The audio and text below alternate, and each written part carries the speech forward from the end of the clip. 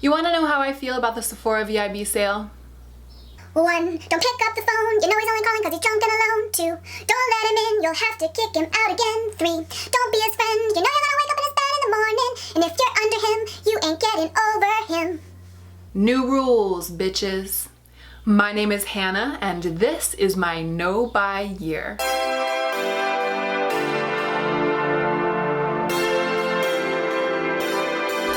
The Sephora VIB sale is right around the corner, and I have recommendations.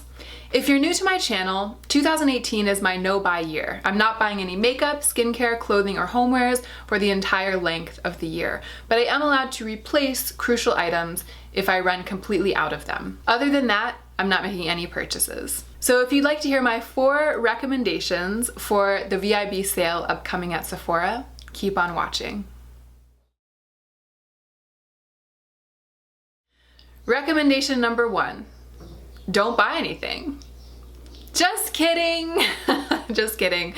Only sort of just kidding. Recommendation number 1 is don't buy anything that you weren't already planning on buying at full price. And don't buy anything that you wouldn't buy full price.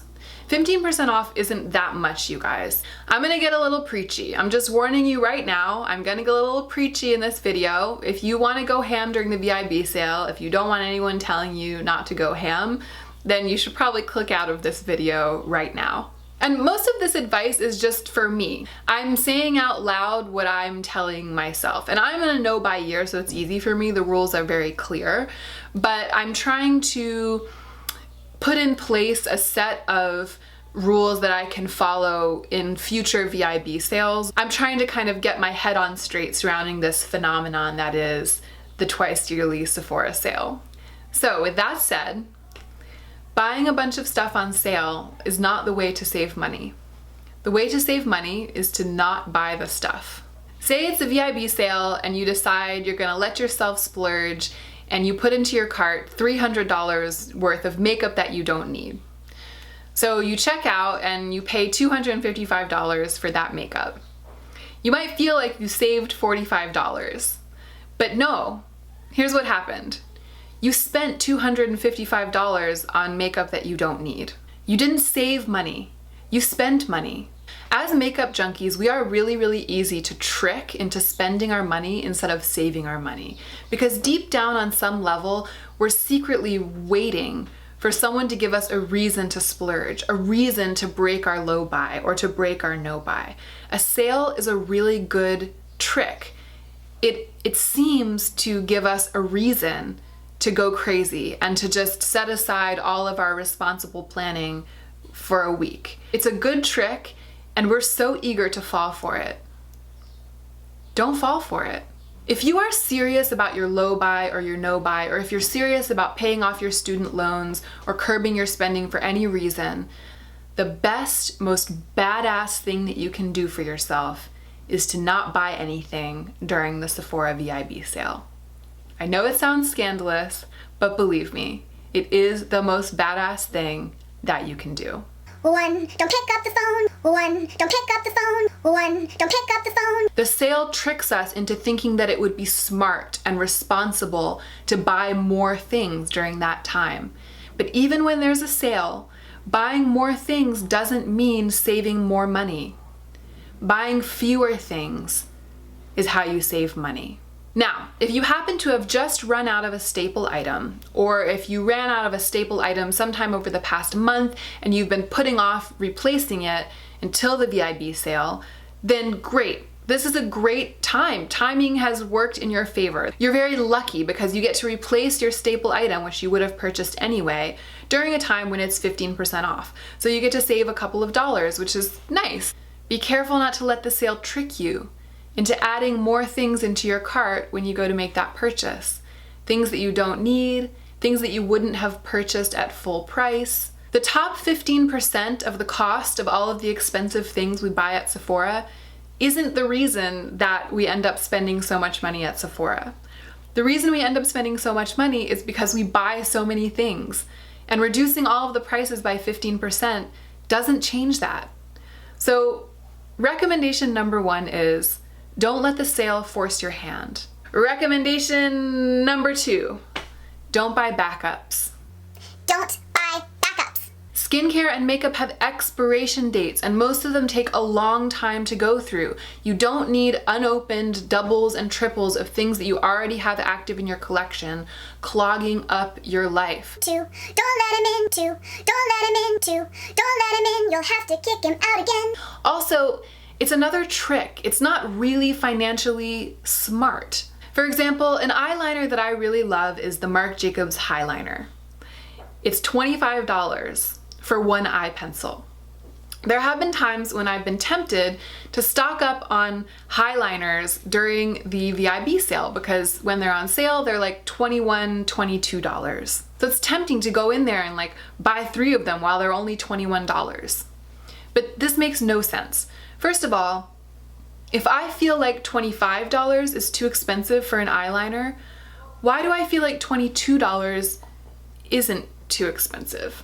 The price has been reduced by such a tiny fraction. I'm still spending almost $25 on that item. It's kind of a question of like, why is a thing too expensive for you? If $25 is too expensive for me because I'm not making very much money right now and I genuinely can't afford to spend it, then $22 is definitely the same. I still spend over $20 on an eyeliner, and if I'm trying to save money, if I'm trying not to spend beyond my means, then I shouldn't buy it at $25 and I shouldn't buy it at $21. If I feel morally like $25 is just too much, but $21 is a little bit better, that's a trick. That's a trick that the brand is playing. There's really not that big of a difference. I feel like if I'm happy to buy it at $22, I should be happy to buy it at $25 when I really need it, when I run out of my other eyeliners. Sales make us want to use math and savings as a reason to overspend. But if you look at the math, here's what it looks like. If I were to go into Sephora during the VIB sale and buy 3 Marc Jacobs highliners. Say I want to stock up on them and have them for 2 years, right? So I think 3 would probably last me about 2 years because I have other eyeliners, etc., etc. So I go in and I spend, with the sale, almost $70 on 3 eyeliners. That's what it would mean to stock up on highliners during the VIB sale.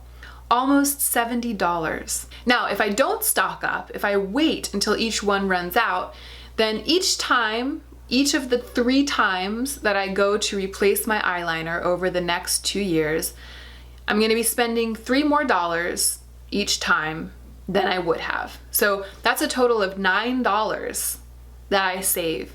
$9 spread out over the course of 2 years. That's like less than 50 cents a month that I'm saving by spending $70 on 3 eyeliners right now. Not to mention the fact that by the time I'm opening up my 3rd backup eyeliner, it's almost 2 years old. That's just a bad choice. I would so much rather pay that extra $3 for a fresh one. 2 years is a really long time. You never know what might be released during that time, what else you might fall in love with during that time. I could so see myself getting seduced by another eyeliner during that time and then never managing to get to my 2nd or 3rd eyeliner. Because as makeup junkies, we're always jumping ship. We're always finding the next best thing. Don't buy backups. It doesn't make sense. It doesn't make sense, but we get tricked into thinking that it does. Recommendation number 3. If you're gonna place an order, just place one. And this comes from direct experience, you guys. This was me last year at the Sephora VIB sale in the fall, 2017 in the fall. I was broke. I remember I had been trying to spend less, right? I'd been leading up to it, I'd been trying to spend less. We had just moved to LA, I didn't have very much money, and I knew that I was gonna need money for things like settling into our apartment. Okay, so I was doing pretty well. I was always fading in and out of doing well at saving money. The VIB sale rolled around, and I was like, okay, I gotta buy a bunch of stuff during the VIB sale so I can save money, which, as we already know at this point in the video, is a logical fallacy. The way to save money would have been to buy nothing during the VIB sale, but I was not equipped at that time. So I was curating my cart as the sale was coming. I was putting things in my cart, put all the things in my cart that I wanted and needed, right?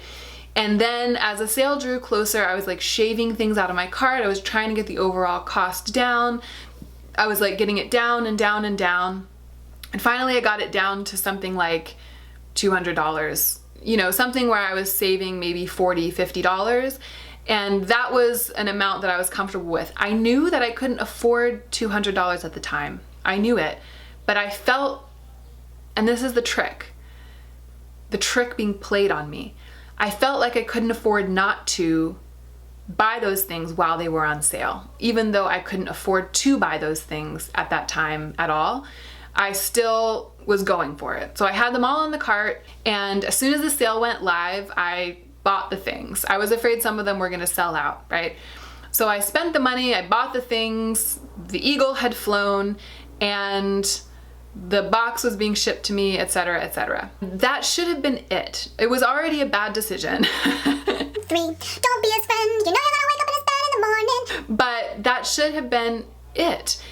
And then what happened was, as the sale continued on, because it goes on, right? They drag it out. It's like it's on and then it's not and then it's on again, or it's on for like a week, right?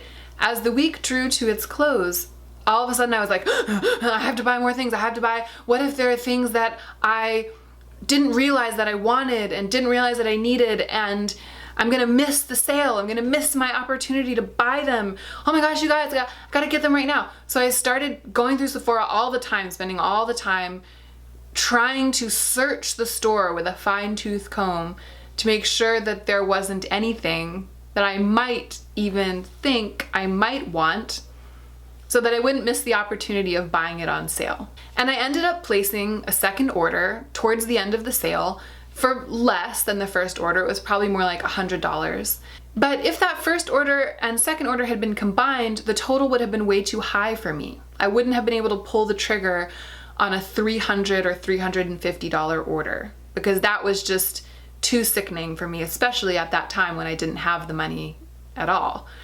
But one $200 order, $250, and then another $100, $120 order, like, that was okay. That was cool. That's not too much money. I can do that. It's a VIB sale, treat yourself. I spent hundreds of dollars on things I didn't need and couldn't afford because they were on sale. Just make the one order, my friends. Don't get tricked into making a second order towards the end of the sale because you can't bear the thought of the missed opportunity. Recommendation number 4, and the last.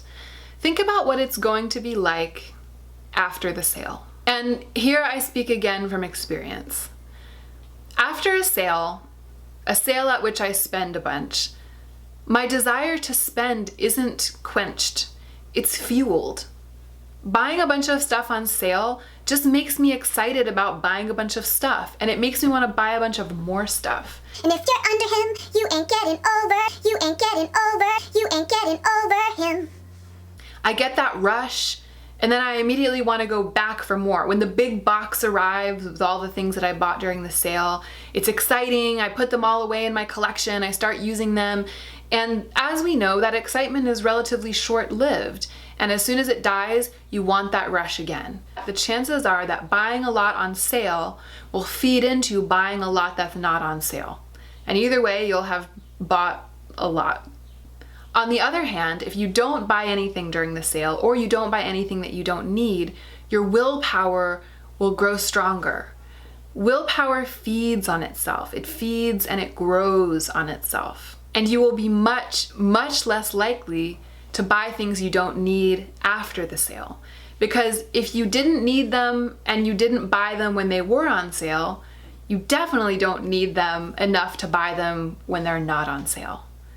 So, in conclusion, you can let yourself trick yourself into spending a bunch of money during the Sephora VIB sale, and then that will probably lead to spending a bunch of money at Sephora after the VIB sale, and within maybe a month you'll probably have spent hundreds of dollars. Or you can save all of that money and use the makeup and skincare that you already have in your collection. The choice is yours.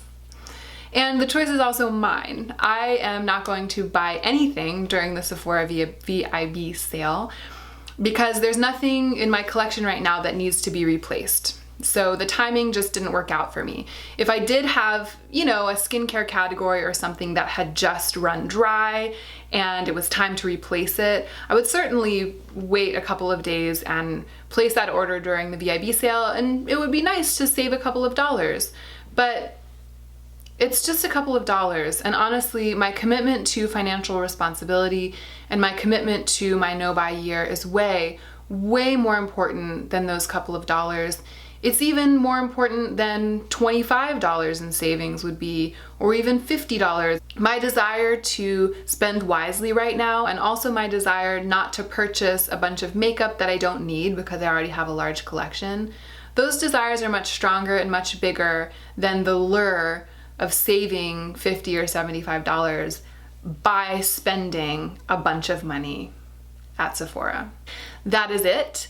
Thank you so much for watching this somewhat preachy and self-righteous video. Again, this is all just advice. I'm kind of trying to record this video as advice for my future self, because this sale is going to roll around again after the end of my no-buy, and I would like to be able to look back and remember the clarity with which I saw this situation from the point of view of my no-buy year. I really appreciate you spending this time with me. I hope that it was helpful in some way to you. I would love to hear your thoughts in the comment section down below, and I would love it if you'd give this video a thumbs up if you enjoyed it.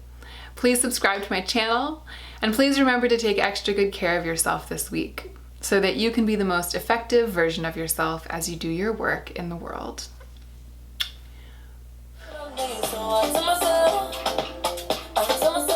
You'll have to kick him out again. 3. 3.